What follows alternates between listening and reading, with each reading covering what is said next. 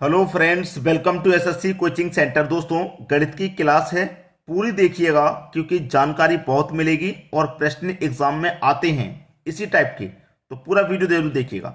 चलिए स्टार्ट करते हैं। पहला प्रश्न, 4 को 4 बार दिया गया, 4 को 3 बार दिया गया, 4 को 2 बार दिया गया, 4 को 1 बार दिया गया। सभी को क्या करना है? जोड़ना है। सभी को जब जोड़ना है तो आपके दिमाग में तुरंत ख्याल आ जाएगा कि जो बेसिक वाला तरीका है ना, सबको जोड़ देना है, फिर इसको जोड़ना है। ठीक है, फिर ये 2 बार 4 दिया गया, इसको भी जोड़ना है। फिर 1 बार 4 दिया गया, इसको हमें जोड़ना है। तो 4 और 4 8, 4 12, 4 16, कैरी का 1 इधर लिख देते हैं। कैरी का 1, 4 4 8, 4 12 और कैरी का 1 13। फिर से कैरी का 1, 4 और 4 8, कैरी का 1 9 हो जाएगा और ये 4। आपका आंसर आ गया इतना। ये क्या हो गया? आपका आंसर हो गया। अब मैं आपसे कहूं कि आपको इतनी कैलकुलेशन करने की कोई जरूरत नहीं है। कोई जरूरत नहीं है इतनी कैलकुलेशन करने की। आपको क्या करना है? बस यहीं पे सॉल्व हो जाएगा प्रश्न। 4 को कितनी बार दिया गया? 4 बार। 4 को 3 बार दिया गया, 4 को 2 बार और 4 को 1 बार। यही तो है। 4 का गुना 4 से कर दो, 4 चौके 16, 16 का 6, कैरी का 1। यहां 4 3 बार है ना, तो 3 का गुना 4 से कर दो, 3 चौके 12 और कैरी का 1 जोड़ दो 13। फिर से कैरी का 1 आएगा। यहां 2 बार है तो 2 का गुना 4 से कर दो, 2 चौके 8, 8 में कैरी का 1 जोड़ दो 9। और यहां 4 1 बार है तो 1 का गुना 4 से कर दो, 4 आ जाएगा। आंसर देखिए सही है या गलत? वही आंसर है जो यहां पे वहीं पे। तो इतनी कैलकुलेशन क्यों करें? ये वाला तरीका सीख लो, जल्दी हो जाएगा। अब देखेंगे अगला प्रश्न। अगला प्रश्न है, अभी अभी जो प्रश्न किया उसी का दूसरा एग्जांपल ले लिया है मैंने, ताकि आपको अच्छे समझ में आ जाए। 5 कितनी बार दिया गया है? 5 बार। यहां पे 4 बार, यहां पे 3 बार, 2 बार और 1 बार। करेंगे क्या? 5 का गुना 5 से कर देंगे 25, कैरी का 2 आ जाएगा। 4 का गुना 5 से कर देंगे 20, कैरी का 2 जोड़ देंगे तो 22। फिर से कैरी का 2, 3 पंजे 15, 15 में कैरी का 2 जोड़ दो, 17 का 7, कैरी का 1 हो गया। ठीक है, 2 पंजे 10, 10 में जोड़ दूंगा कैरी का 1 तो कितना हो जाएगा भैया? 11। फिर से कैरी का 1 रहेगा। ठीक है, अब 1 का गुना 5 से कर दूंगा 5 और कैरी का 1 6। ये आपका आंसर हो गया। ठीक है, आसानी से कर लेंगे। सबको लिख के सबको जोड़ने की जरूरत नहीं है। जो तरीका मैं बता रहा हूं आसान तरीका है। अब देखेंगे अगला प्रश्न। चलिए इसका आंसर हम आपको बता दें क्या है।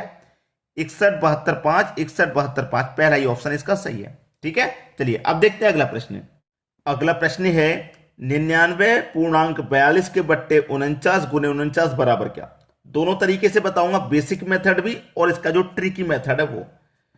करते क्या है इस प्रश्न में कि भाई इसका गुना इससे करेंगे, 49 का गुना 99 से करेंगे, फिर उसमें 42 को जोड़ेंगे, फिर बट्टे में 49 आ जाएगा, गुने में 49। ऐसे तो करेंगे। तो चलिए 49 का गुना 99 से कर दो, तो ये हो जाएगा 99 गुने 49, दोनों का गुना हो गया, प्लस कर देंगे 42 को। ठीक है, फिर बट्टे में ये 49 आ जाएगा और फिर गुने में ये 49। ऐसे तो करेंगे। फिर 49 से 49 ये कट जाएगा। 99 को क्या लिख सकते हैं? 100 माइनस 1 99 होता है, गुने 49 प्लस का 42। 49 का गुना 1 से करूंगा तो 49 रहेगा और ये 2 जीरो आ जाएंगे। माइनस 49 का गुना 1 से करूं तो 49 और प्लस का ये 42। ठीक है, क्लियर है? अब देखिएगा, ये आपका 4900 है, ये माइनस का 49, ये प्लस का 42। तो माइनस के 49 में से प्लस का 42 कटेगा तो माइनस का 7 बचेगा। बचेगा कि नहीं? अब 4900 में से 7 घटा दूं तो कितना हो जाएगा? 4893 हो जाएगा। 4893, ये आपका आंसर आ गया 4893। 4900 में 7 ही तो घटाना, 4893 आ गया।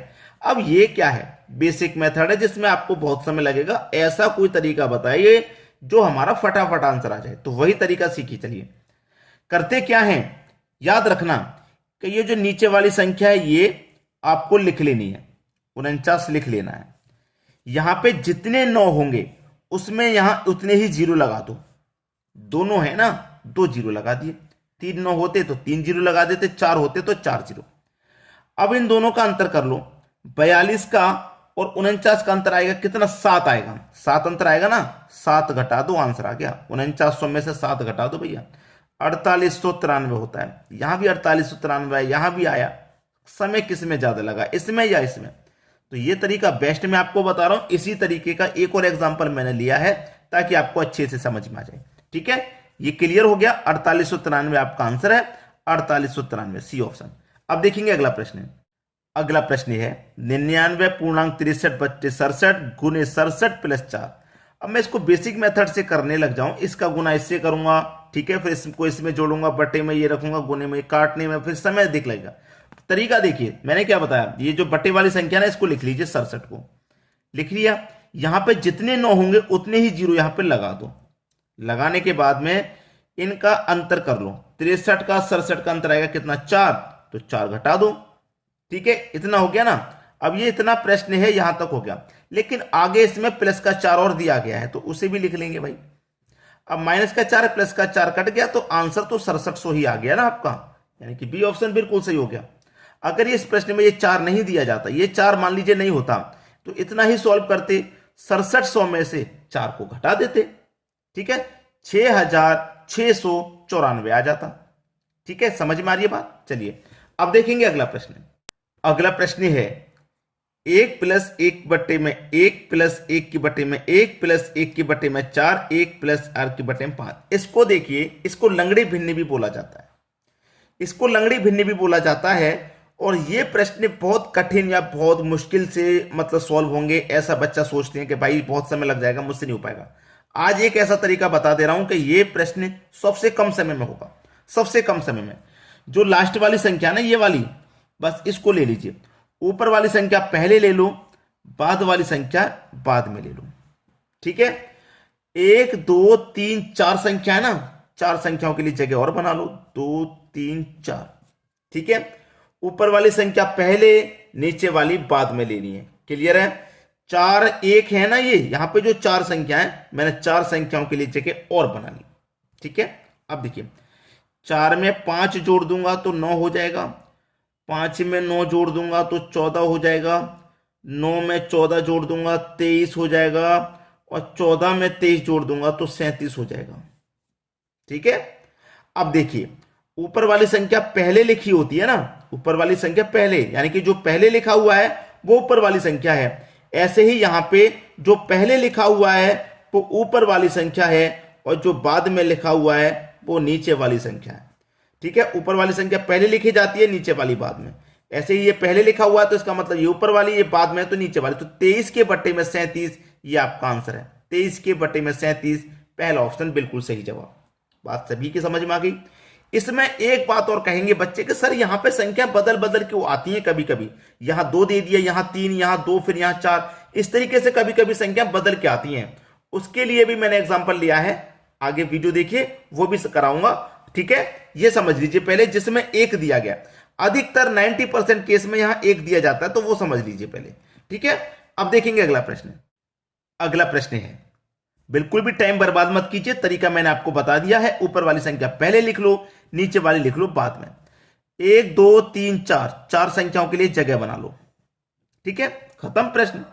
1 में 4 जोड़ दो 5, 4 में 5 जोड़ दो 9, 5 में 9 जोड़ दो 14, और 9 में 14 जोड़ दो 23।